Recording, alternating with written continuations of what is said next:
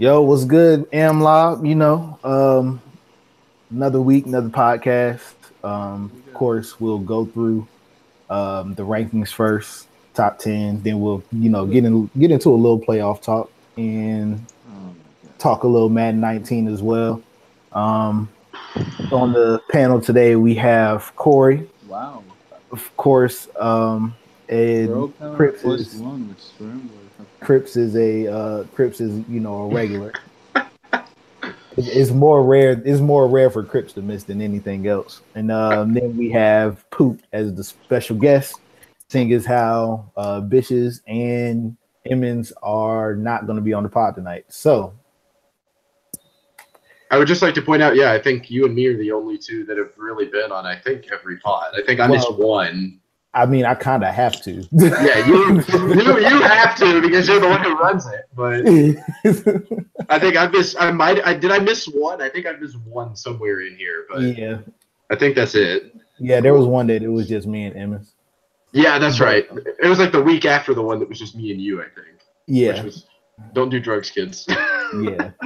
But oh, geez. yeah, but Corey technically could do it, but Corey typically has a lot more going on than I do.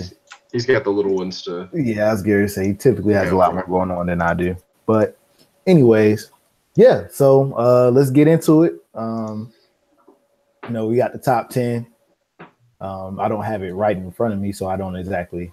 I do. I could run it down. Sure, yeah, I was going to say I'm pretty sure the unanimous one is our guest Poop. Yep. Our double guest, apparently. I don't know if he's showing up twice on everyone else's screen, but yeah. We're going to run down top 10 and we'll go through one by one. Yeah. Well, I mean, you know how we typically do. We'll just do it where we'll just kind of go through. And I mean, if there's any differences or discrepancies, we'll talk about it. But all right. But yeah, so Poop. Unanimous number one. Unanimous number one. He's been number one for the last 4 power rankings. I think he's been at least rated number one by at least one person since at least midway through last season, if not earlier. I mean, I think there might have been because we don't typically do an end of postseason power ranking. No. I think he's been number one.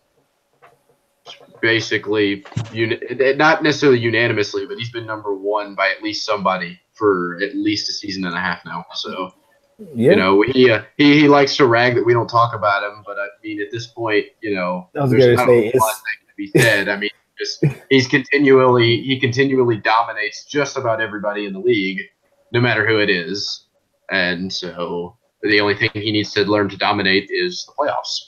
Yeah, which I mean, from what people have been saying, this is the year that he kind of breaks that spell again and makes that magical run, and then loses in the Super Bowl. Just could not let him have it. Nope. Just could not let him have it. So cold. Hey, I'm just going off a track record here, so just could not let him have it. When do I let anyone get off scot free? That's very true. That's very true. We actually have a unanimous number 2 as well, which I think is rare, and it is our main man here, LJ. Panthers find their way back to unanimous number 2 after an early season fluky loss. I think we can officially say now to yours truly, 15-1. Which is it definitely the second best record that anyone's had. It was the best record until Poop decided to go screw that up. Yeah. With his perfect regular season, but first one in AMLoB history. That is true. Congrats, Poop. I'll give a good old hearty clap for that one. Yeah. He deserves that number one unanimous ranking. If there was somewhere above number one unanimous, I think he'd probably get that too. Yeah, I was because he definitely earned it. 16-0, and I mean it wasn't like a typical Poop schedule where it's just like a bunch of cupcakes, and then he'll, having a tough opponent every now and then.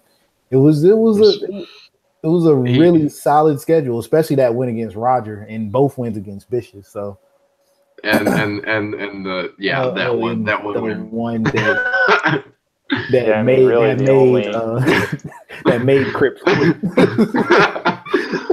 Crips was. I'm not gonna lie. I almost pulled the plug against Vicious in the second half last night too, because I couldn't deal with. I was so done with the connection. There was one point in the fourth quarter where I just came out in field goal block because I was just done. And Vicious to his credit only took like the 20-yard gain when he could have just easily scored a touchdown, but I was just done. You're over it. It happens. But LJ's over here trying to divert the attention away from himself. Typical LJ. He wants to try and somehow become underrated with a 15-1 season. But I think him about as much as Pook dominated basically everyone he played this year, and the NFC definitely gained some strength this year. So I think the whole past argument that it was an AFC heavy season like last year is much more out the window than in years past, with both Emmons and Dicey transferring over to the NFC. And did you play both of them or did you just play Emmons? I played both of them. You played both? Okay. So a more difficult schedule than you've usually had to go up against. And I mean, the fact that, is this your best record or have you gone 15-1 before? I went 15-1 last year too. Okay. So, I mean, just continue the improved difficulty of the schedule. Pretty standard for LJ at this point. So, it was as much as we talk about Pook and kind of run out of things to talk about with Pook, I think we pretty much run out of things to talk about with LJ at this point too. I mean, they're both consensus top 3, unlike anyone else in this league. So it's one of those teams and seasons that the only reason he's not number 1 is because Pook has an equally dominant team and didn't lose a game. Mm-hmm. Yeah, I feel like had everyone done their rankings, we might have had some weird, like last time when LJ had like 2 first place votes over Pook. But since I wasn't on last week, and since Pook is on and he was questioning it, the primary reason that I put LJ over Pook in that last ranking is because Pook didn't really have, other than Roger, like a notable win since like week 3 whenever he played you, Crips. And it was just a bunch of like 2-win teams or teams that have historically over multiple seasons struggled to win 6 games. And LJ was on like a tear where he had like a 200 to 50 point differential over his last like 6 games. And he played, I think, Emmons and Dicey both in that span. Well, I think it was prior to that, but even so, it was kind of a 1A, 1B. The line was pretty close, even with a 16-0 and 15-1. You can kind of make the argument both ways, but it's just kind of this week, another win over Vicious, and I forget who it was now, but he just dominated somebody a week or 2 before that. It's you can't give him. I agree. I hate to bring in the person, but it's kind of like my whole logic when it comes to the LeBron James, Michael Jordan debate, where I don't think it's really fair to choose a GOAT just between the two, because the greatness of one shouldn't take away from the greatness of the other. Not to say that one is Michael. Not to say that one is Michael Jordan. Pod saying that these are the GOATs of AMLoB. I'm just saying that in a season like this where they both did so well that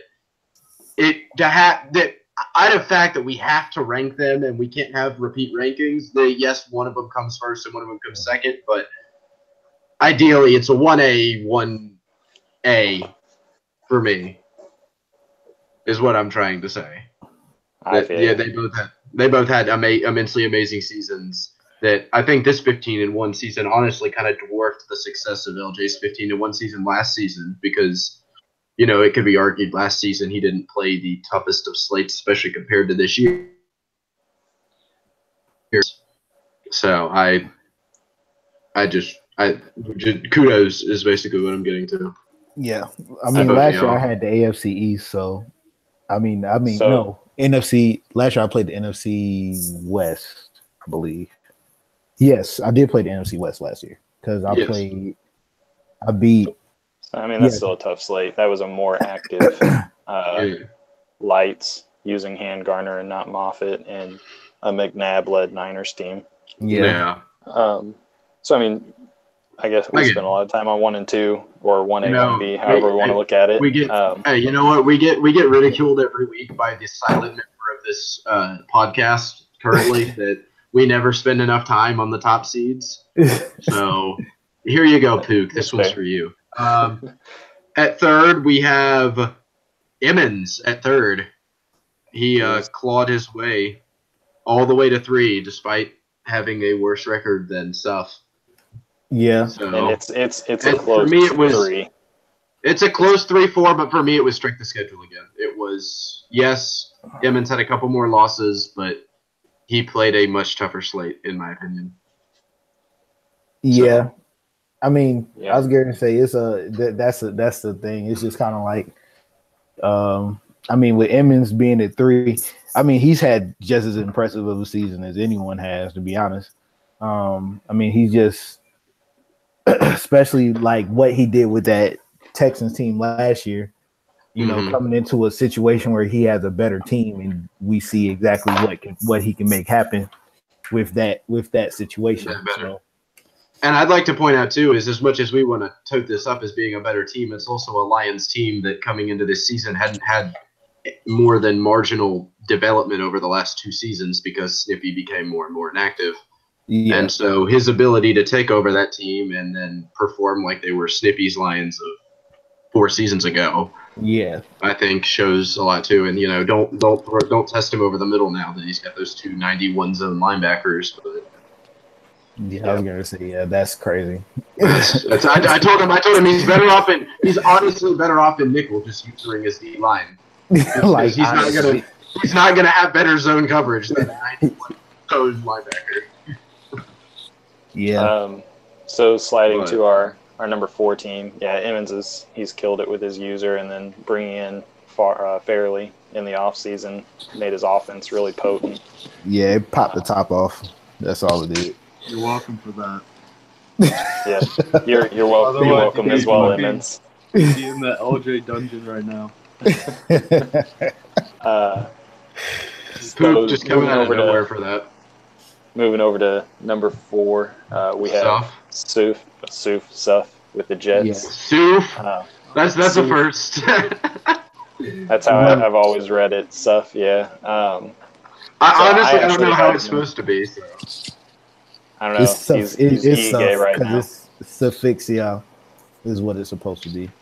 I mean, we could just call him Armin. Yeah, I was going to say that too. So I actually had him rated the lowest. I had him as the 6th best team at the end of the season, even with the 15-1 record. Oh, wow. That's just disrespectful. Wow. That's just disrespectful. So the 2 teams I have ahead of him, obviously my 1, 2, and 3 just went. I had Roger as the 4 team, and I have Lights as the 5. Okay. I was kind of looking past overall records and looking partly at what they were doing with what they were working with, who they played, so on and so forth. And I mean, he doesn't have a good team, though. He doesn't have a great team, but in my opinion, he also didn't have a great schedule. He beat Sploosh, who has ran that division and has the best team in that division.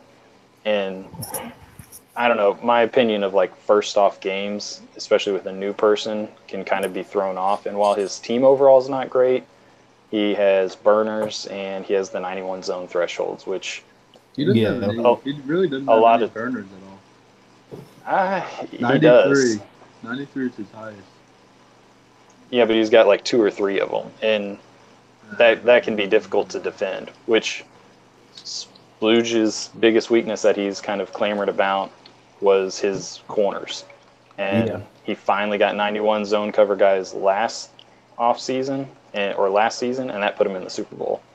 But even then, the ones that he had weren't terribly great. They met the threshold. Yeah. So then, like, past that, like, I love Levi, but if you look at his schedule, anytime he played a good team this year, he lost.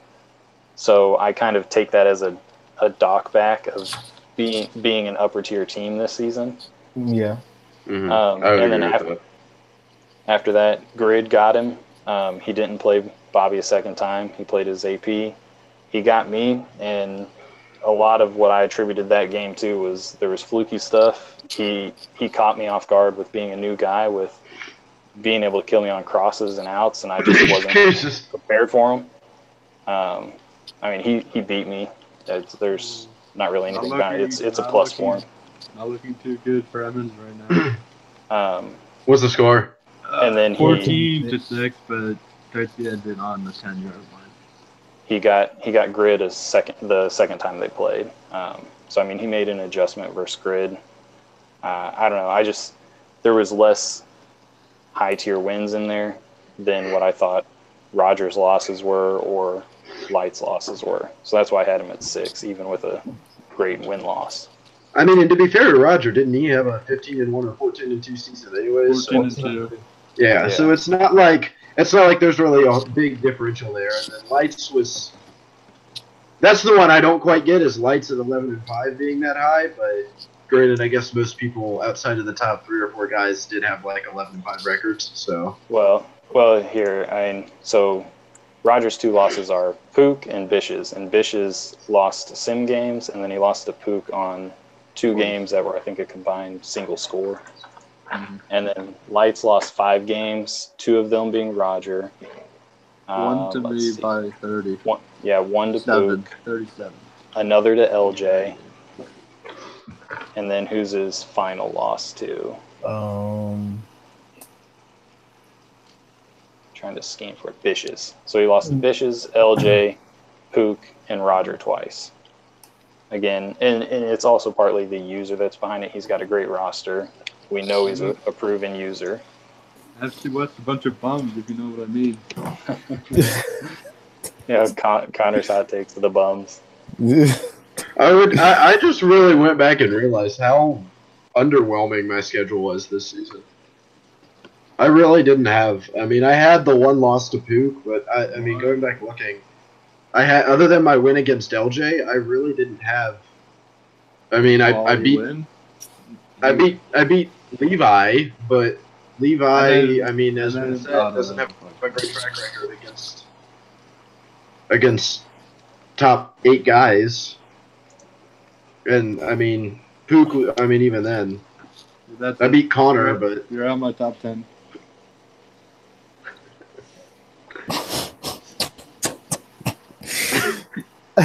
Who should have put his name? So I don't know. I mean, credit to Suff. He took a team that hasn't had a playoff appearance, I don't think, in the entire CFM. I was going to say, I don't think they've had one since we started AMLoB. Yeah. I think he almost has as many wins this season as that team has across the last CFM. 3 years. No, like in the CFM. We would have to check the all-time doc, but I'm certain they probably have less than 30 total wins across the CFM. Yeah. I think the Raiders might have been the worst with like 21 or 22, but I mean, it's bad. But I mean, so credit to him. He did a lot of gutsy moves in the offseason to turn them into a mid-80s overall team. Yeah. Yeah. Balled with them. Most times stuff like that don't turn out well for guys. So I mean, I applaud him for that, because most times, like I said, most times when guys trade, draft picks and young talent to get, older talent, it typically doesn't work. And I mean, he made it work, and it worked pretty damn well, at least for what he does. So I mean, it's just that's my thing with Suff, is that even though I don't think his schedule has been like the strongest. I mean, he's still impressed to me. But I was going to say, I don't think his schedule's been like the strongest thing, because I mean, what did they do coming 3rd last year? So I mean, he played all the 3rd place teams in the AFC. But hey, I mean, you can. I mean, we've said it before. You can only play your schedule. Yeah, so that's why I don't really hold that against him. I just kind of, it's just like, he does well. He did well. So I mean, I applaud him for that. I mean, he played well against the few quality teams that he had on his schedule, and I think that I mean, I think that means that's good. So yeah, 15-1. Let's see. Next is I think Roger. Roger, I believe so. Yes, I can. Yes, Roger's next. At number 5. Yeah, everything's sorted now. I had him lowest. I had him at 6, but I mean, we all had him between 4 and 6. So I agree with you there. I think we've talked a lot about everyone in the top 5 at this point. So I don't know what else there really is to say, but he. I think that the 30-point loss to Pook kind of waters his. That was lights. That was lights. That was lights. Sorry. Oh no. He had the closest. Roger had the closest game other than Bish's. Roger had the closest game. Okay. Yeah. I gotta actually pull his schedule up, but no, I've said before that I just didn't think that he played a really tough schedule this year, and he did. Granted to him, he won the games that were on his schedule, and he's 14-2, and I think that top 5, top 6 is definitely warranted. I mean, I didn't really. It's not like I put him behind an 11-5 team or anything, so I don't think I did at least. I mean, my biggest thing, especially with like early rankings of Roger, was the fact that he was not running McNabb most games, and I look at the team as well as the user to try and figure, is this the best team? Like, could they go up against anybody and win? And I mean, that's the biggest drawback. I know he's doing it to kind of mix it up, which is perfectly fine. Yeah, but that kind of watered down the one, especially with Lights doing the same thing in their first win. Kind of watered down that win for me a little bit, just because neither one of them had their high-end quarterback playing. It just kind of was like, okay, well. And Roger was focusing a lot more on his running game, which I think actually makes him a lot better user, just because it balances out his attack. He's always been pass heavy, and so that's a dangerous thing to go against. Well, I mean, the thing is, he's got a lot to prove in the offseason or in the playoffs. I mean, the thing is, though, he after his running back, because Roger has a habit of doing this. Like we were talking about Godwin earlier, where he had like this 3-season run where it just looked like Godwin was gonna burn the world. Yeah, like he was just gonna dominate the CFM, and then he just stopped because he I guess got bored and wanted to develop other people. So I mean, typically, and he has a history of doing that. So I mean, I wouldn't be surprised if now that he has Snell to where he wants him, he just kind of lets him go. Yeah, lets him just be what he is, as opposed to continuing to build on that. Yeah, no, I don't disagree with that. I think it'll be an interesting thing to see. I think that's a guy that might end up being available in this offseason, honestly. Well, I doubt he'll be available, but I doubt Roger runs the ball as much as he used. I'll take him if he's available.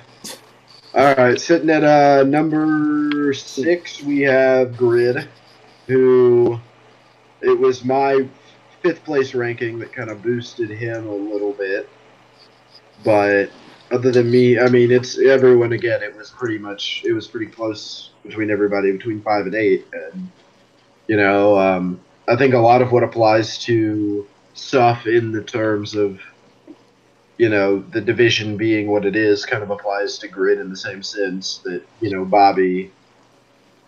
Bobby wasn't the same presence in the division he's been in the past. And, that Dolphins team, for better or worse, has been a revolving door for the last 6 seasons. For the CFM, basically. Yeah. I was trying to be nice, but yeah. Wait. I was trying to be nice? What? I mean, so I played Grid twice now, and he's got a really solid play style. He does lean on Cooks a lot in the passing attack, but otherwise, I mean, he's a solid user, and kind of same as Suff. He put in work in the win-loss record to earn that ranking inside the top 10. Yeah. Yeah, for sure. And I think last year with having the season that he did, where he was playing a little bit better competition in the AFC this season, I think I mean, it didn't necessarily. I mean, push comes to shove, their schedules were about the same in terms of strength of schedule, but I think it just kind of speaks to really both of them that they were both able to perform at the level they were. So, let's see. I don't know about y'all. I'm kind of just wanting to get to Med 19 talk, but we got a couple more. So I mean, we can slide over to number 8 or number 7, which is Vicious with his bagels.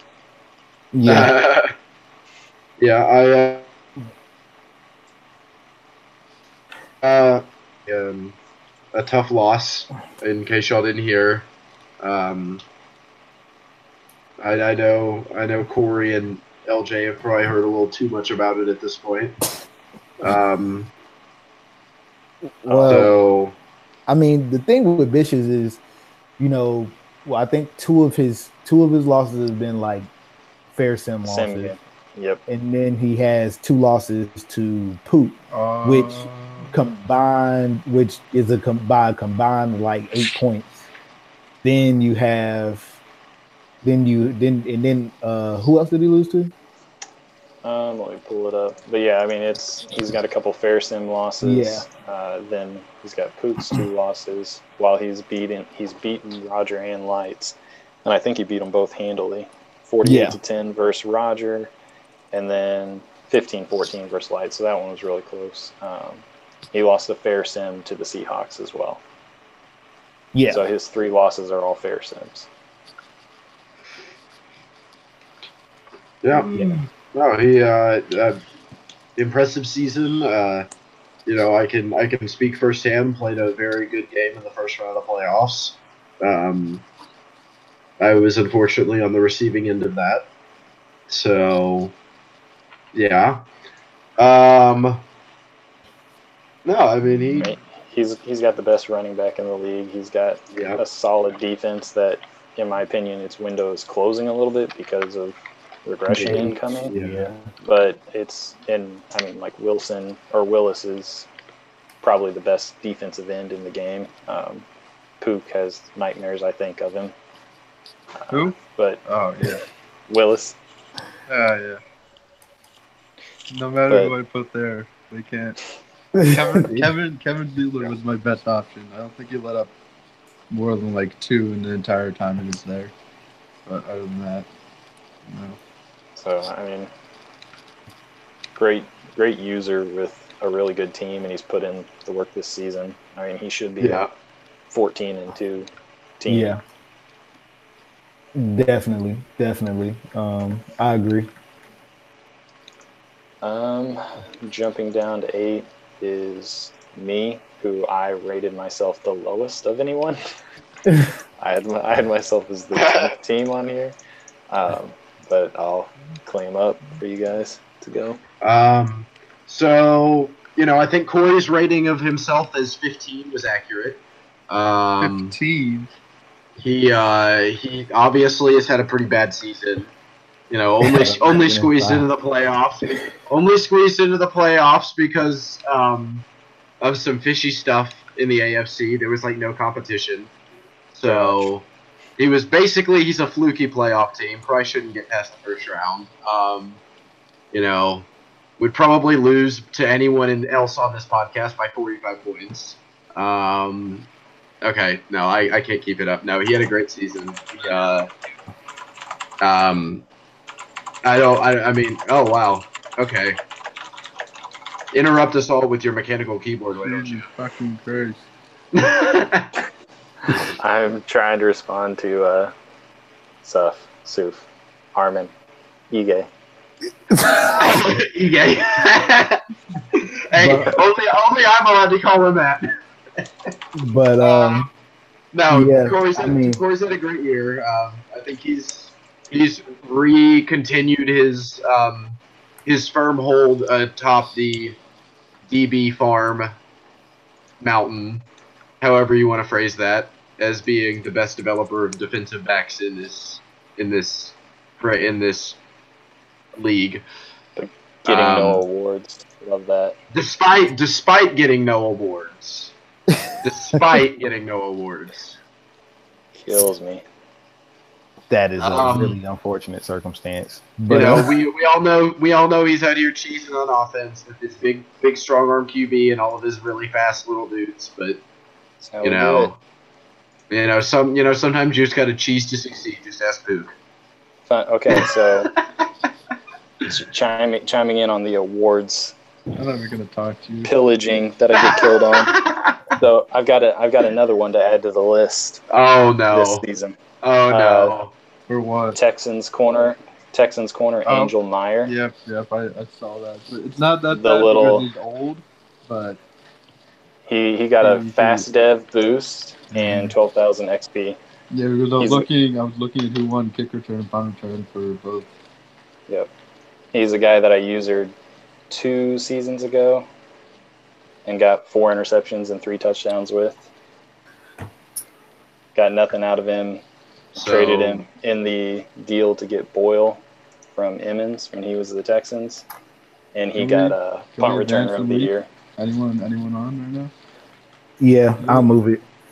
So you suck, is what you're saying. Dude, EA hates me. Other than Langham, I've not gotten. No, you've had some terrible luck with awards. I think we can all agree on that. No, but I don't really think there's much else that needs to be said. You know, Corey had despite, not really despite anything, I think he had the most competition he's had in his division in a couple of seasons now. So it'd have been nice if Lewis would have been around this season.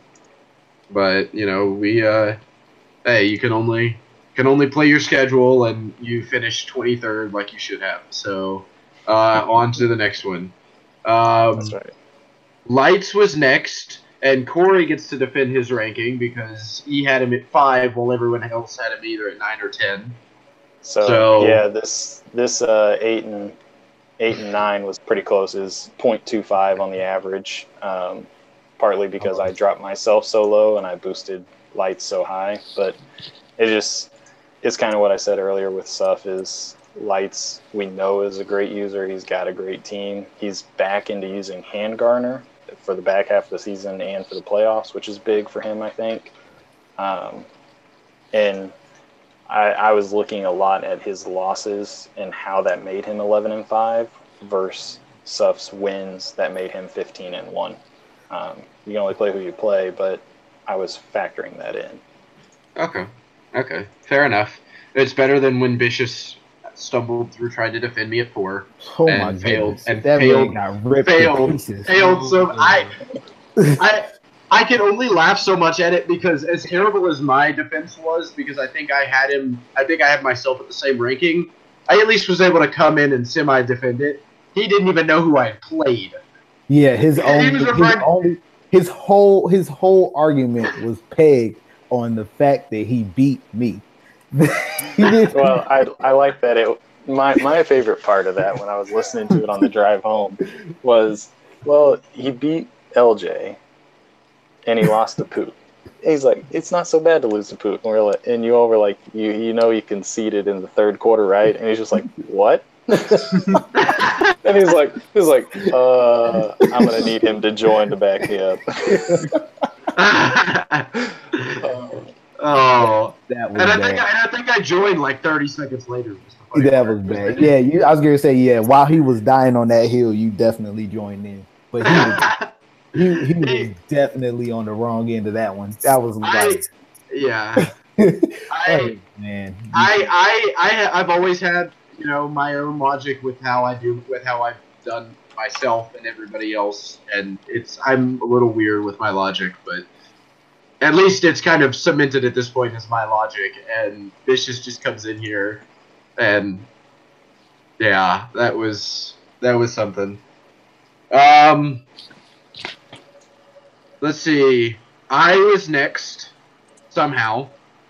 Not really gonna. I'll let y'all take that. But yeah. Who's next?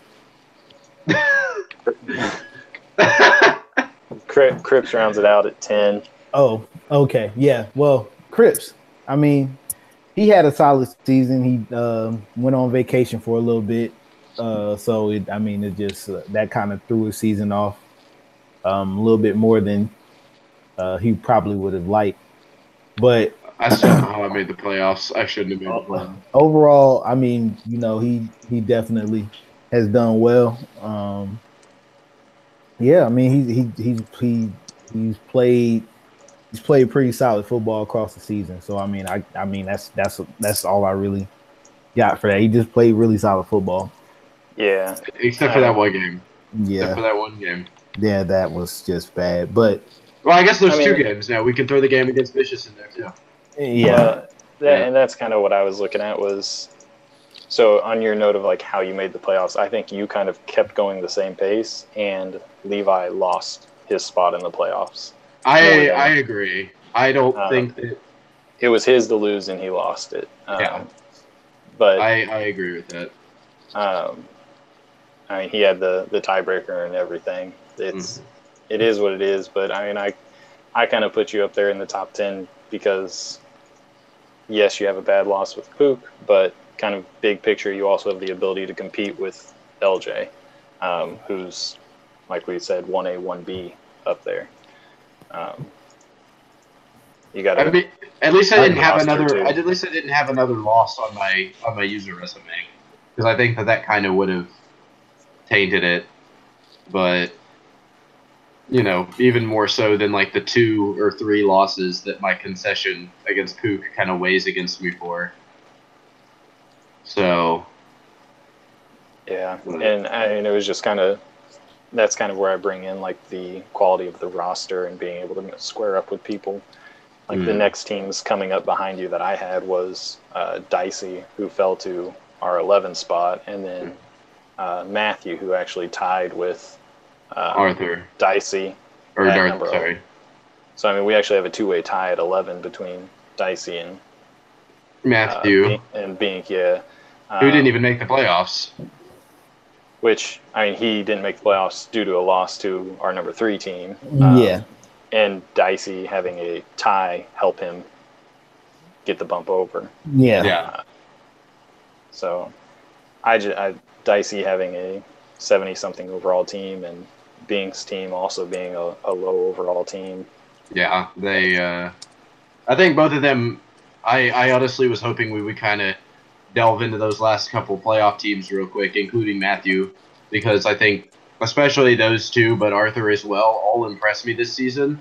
Arthur, because I mean, I'll be honest with it, I didn't quite see the playoff potential in the past, and the fact that he was able to take that division, I mean, I found that impressed me, because I didn't think that was necessarily in the cards in the next year for him, because of taking over that team after so much downtime where there wasn't really a good user.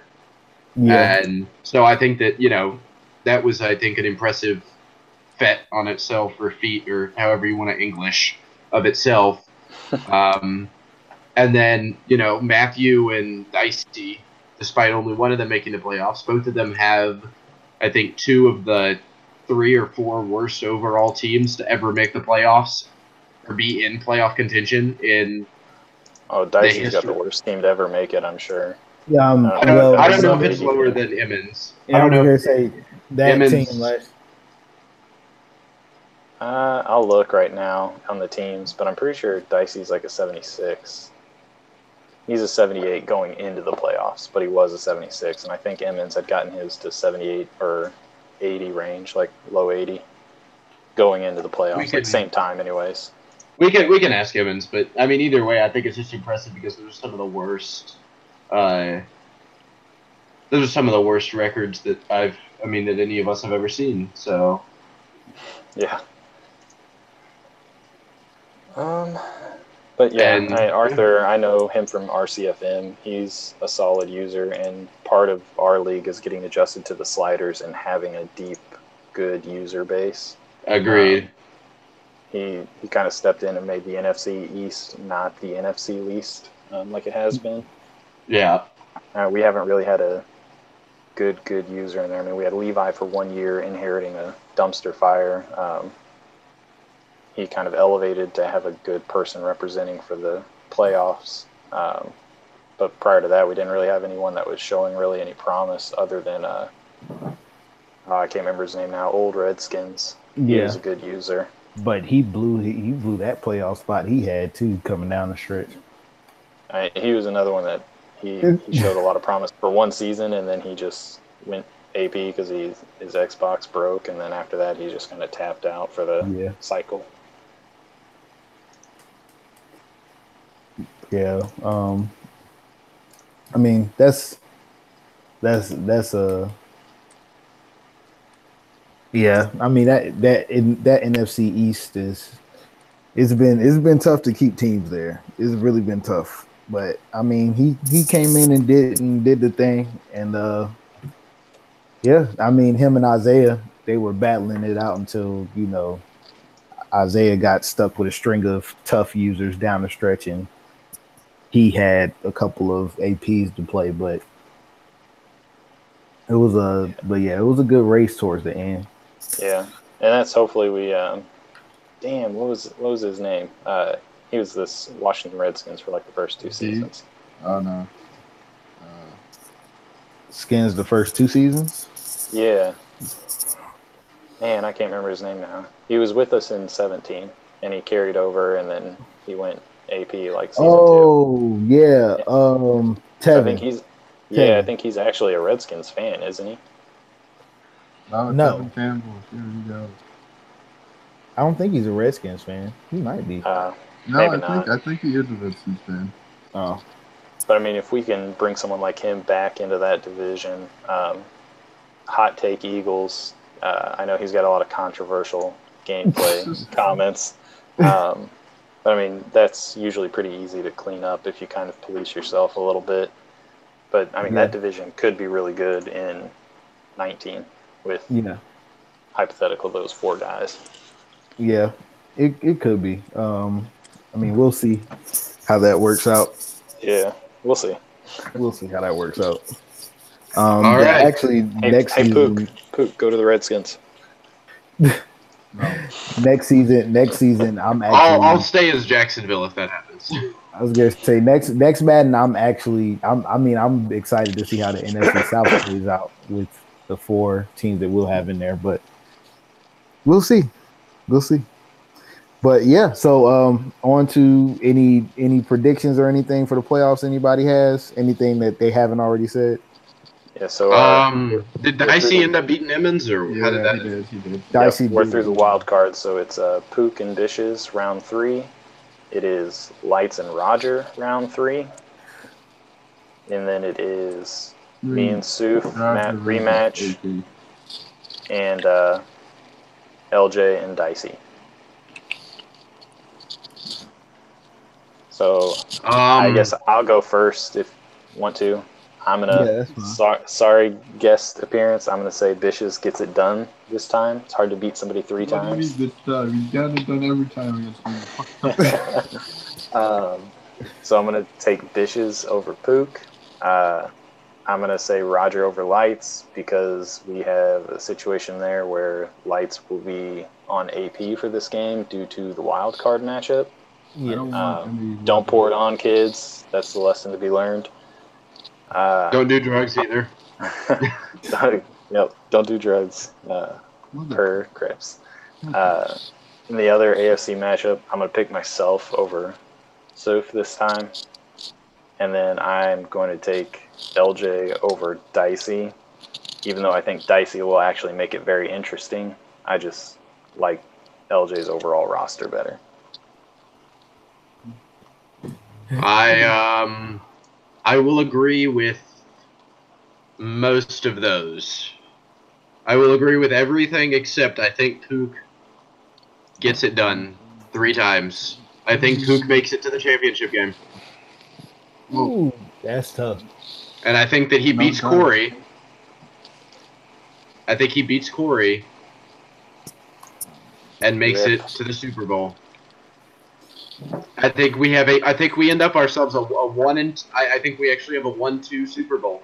LJ and Pook, and I will take Pook. Okay. I'll do it. The one time I will ever pick this man to win a Super Bowl, Pook, you better get it done. I won't get it done. No, I know you won't. Put the pressure on me. I know you're going to disappoint me, but you've got probably the third best roster in this league. I mean, I think we can easily say that he's got the best offensive scheme in this league, one way or another. So, Who, me? Run far, throw deep. Yeah, that's literally it. Yep. But hey, it works. Surprisingly enough, Pook has tied for second best roster in the league per Daddy League. However, that is a 4-way tie.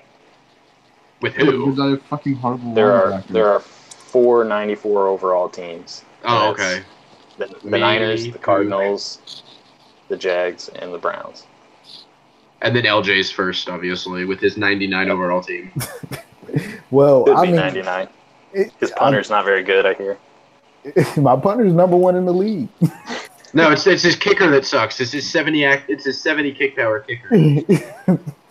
Look, my linebackers are trash. I don't understand why that rating is that high. What do you mean they're trash? Fuck out of here. Fucking 97, 92, and fuck Luke off. Kuechly doesn't play. Luke doesn't play. Trade him to me. I'll take him. Nope, trade him to me. No. I mean, next season he'll have 76 speed, so do it that way. Like. Don't trade him to me. I'll just kick you from the league and I'll trade him from your CPU. that man is gonna have 76 speed next year. So y'all do. I'll take him. You like? I'll take him. And I would switch him to defensive end if it wasn't for the fact that he doesn't have any pass rush. Yeah, I was gonna say he don't have no pass rush move. So I mean, I'll take him. Kinda. Okay. I mean, honestly, I would play him at the end if I were you because I don't know if it was just my game against you, but I think run defense is probably the biggest weakness on your defense.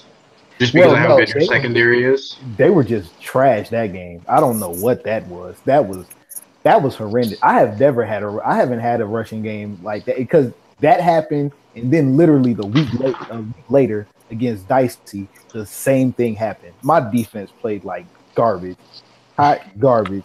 I don't know what that was. We had to have a long talk after that game, after those 2 games, because against Dicey's first 2 runs, both were like 70+ yard touchdowns. I don't know what long talk you had to have with the computer and it worked, but please let me know so I can have that phone call with my internet router. Because me and my internet router need to sit down and have a long one-on-one discussion. Because I've got a wired connection and I still have this crap happen. So, but I mean, other than that though, yeah, my linebackers are really bad. Like my linebackers are really bad. Well, LJ linebacker in the first round. They have potential, but I mean, I'm not a good enough user at this point to kind of circumvent for their weaknesses. Yeah, so. Yeah. I mean, you're just not a good user. Well, I mean, there's that too. But who's but I mean, hey, if you'll let me finish. In fairness, LJ has come a lot further in 1 year than a lot of people I see. So I want to say that in fairness. So yeah, I kind of wish we never gave tips on usering. I wish we didn't. I wish we hadn't all sat down for 45 minutes and said, "LJ, this is what you got to do." It was like the perfect storm of him getting 91 zones. he started to user. It was. Then and Tyler and other Falcons. Well, Tyler had left and other Falcons got figured out, and it was just like the perfect storm for LJ to rise to dominance. It wasn't really hard to figure out. It was just post routes to Julio. Yeah, that guy was bad. He was, but he got, once I beat him those 2 times, especially that second time when I just like literally dominate him. He was done after that. It wasn't. He was deceased. He wasn't just killed. He was deceased. I dominated that man, and he was done after that. So, yeah, what is that? Who's got a candy wrapper on their mic? Poop. You guys want to fucking jerk off more about LJ making a dude quit the league? God damn. Poop, you're just mad because we're not talking about you right now. No, I'm just tired. Okay, then fine. Talk about Madden 19. Right. That's why we're talking about Madden 19. Yeah, why are we not talking about Madden 19? Let's get into it. Because that's like less than 2 months away. Yeah, so I mean, Madden 19.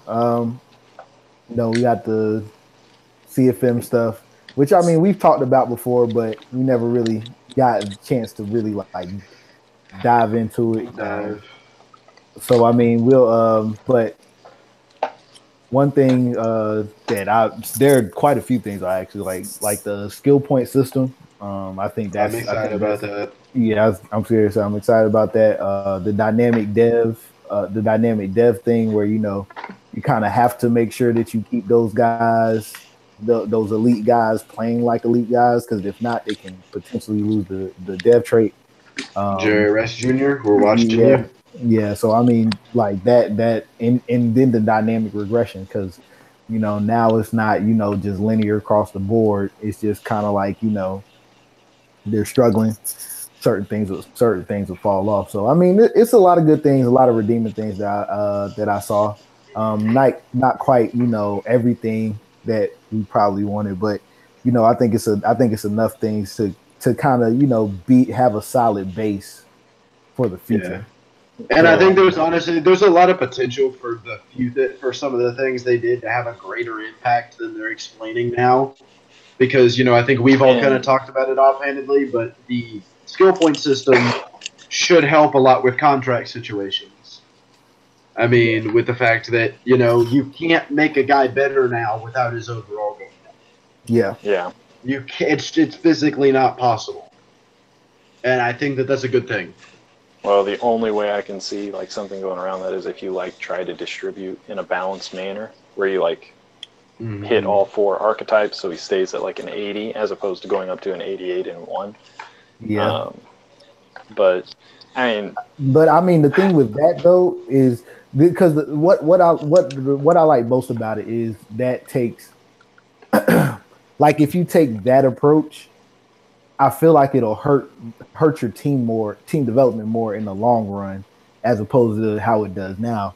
I think if you're sitting there, you're trying to make sure that you don't go above X overall. Yeah, X overall in each of these archetypes, so you don't have to worry about paying these guys.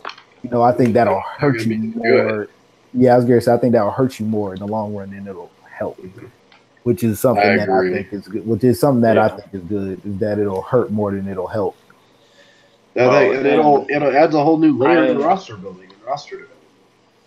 Well, what I really like about it is from an off-season standpoint is when guys go in and they're going to target someone to sign, it's not going to be like how this most recent off-season was where Bink went in and he saw a 96 speed corner with 87 zone and he drops 140 million on him. Because you're not going to be able to do that if they're not a scheme fit. Yeah.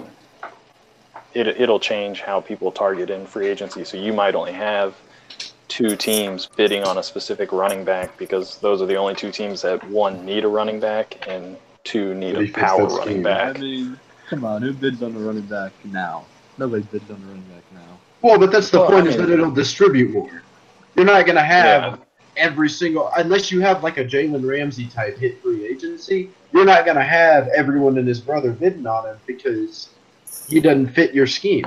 And he's not going to develop as quickly, and he's not going to... Yeah, but I'm just saying, in general, nobody bids on free agent running backs anyway. Well, I also think that is kind of in line with Dicey's whole point that outside of Farley, there aren't really any great running backs that get developed.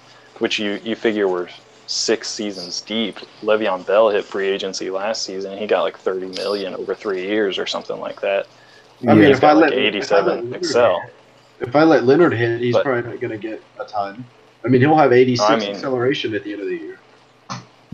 But that's kind of the thing, is they really haven't developed that much, and the whole player size matters doesn't really matter. So if the real player motion does matter, a Blunt that hasn't really regressed, or his 250-pound frame will fall forward every play, he might actually get a decent payday.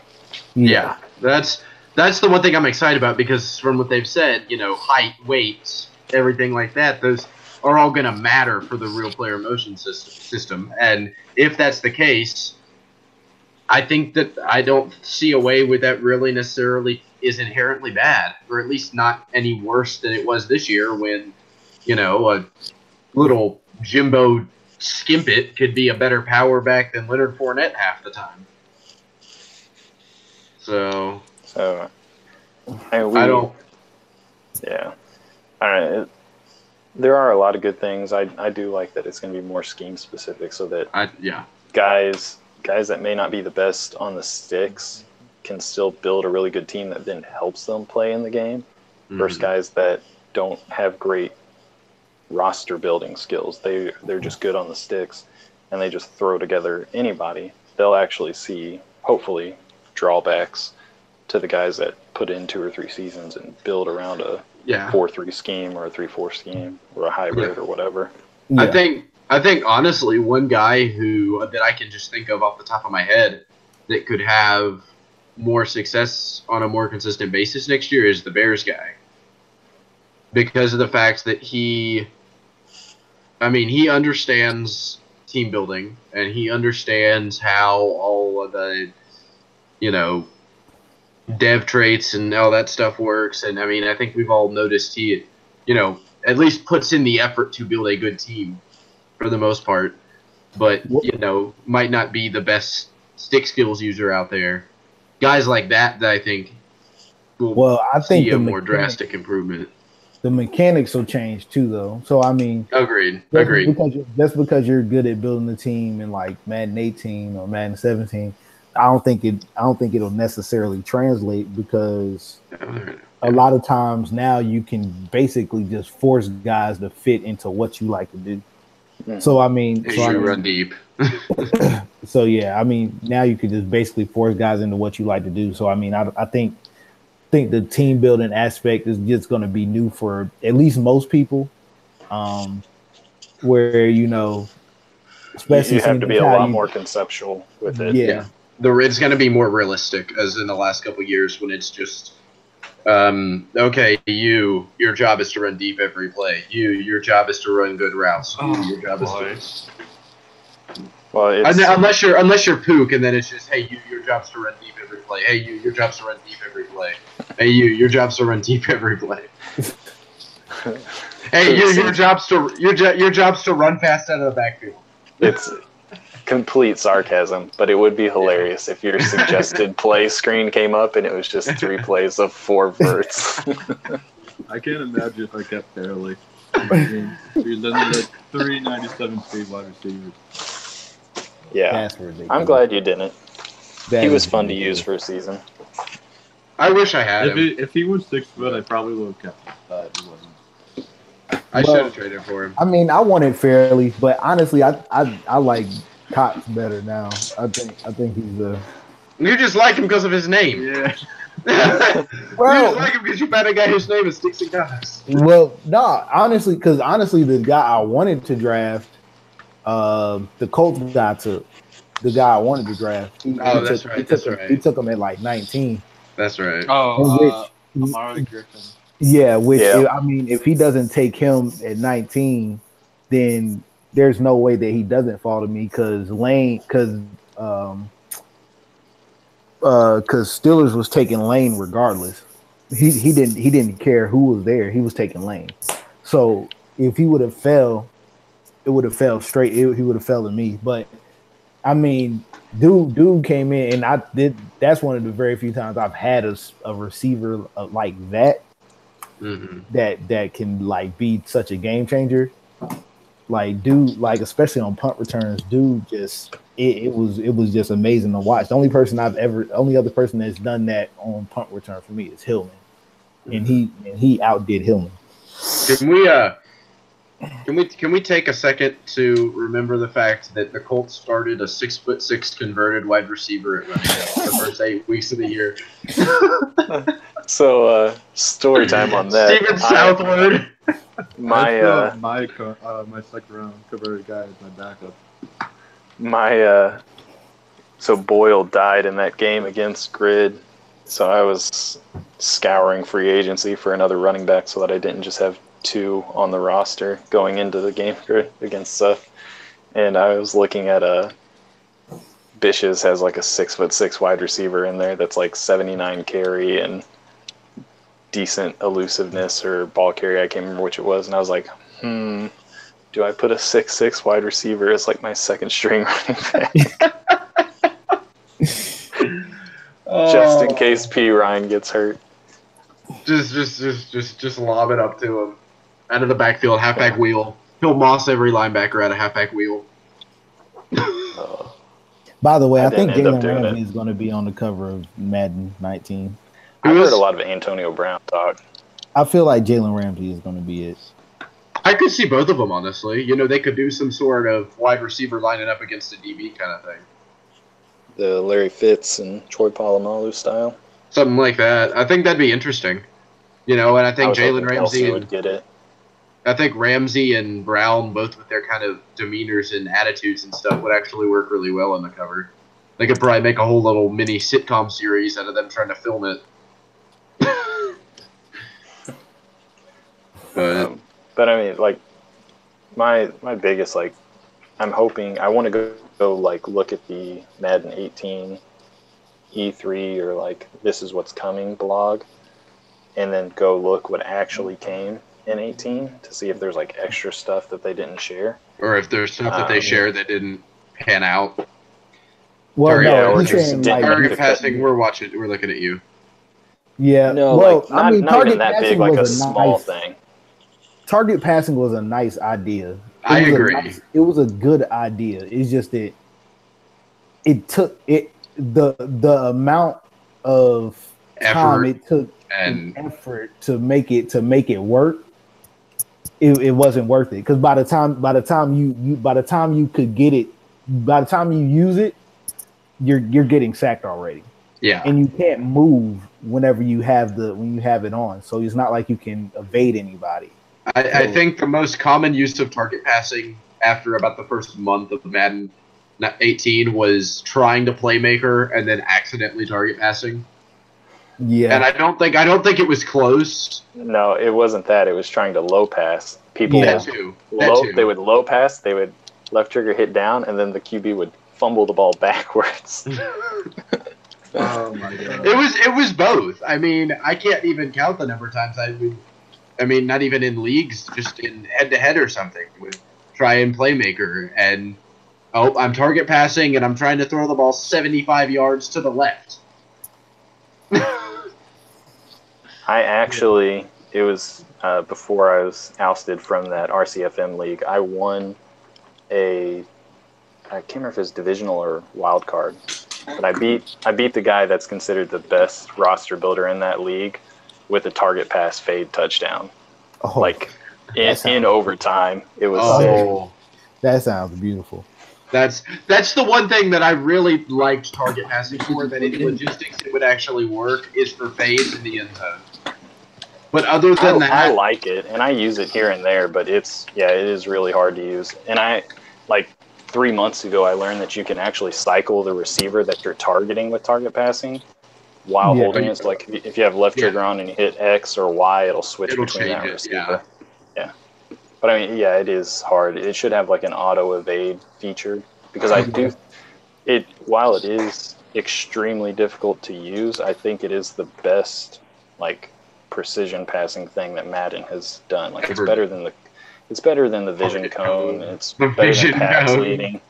I mean, it's better than all that crap that they've done, and they need something in the game where you can put a pass where you want it to go and not like a scripted, it's going to be 3 yards to the right of the wide receiver kind of thing. I loved it as a potential alternative to pass leading, and I think that if a year or two of refinement of the system, it honestly could be a better, more realistic option in removing pass leading from the game altogether.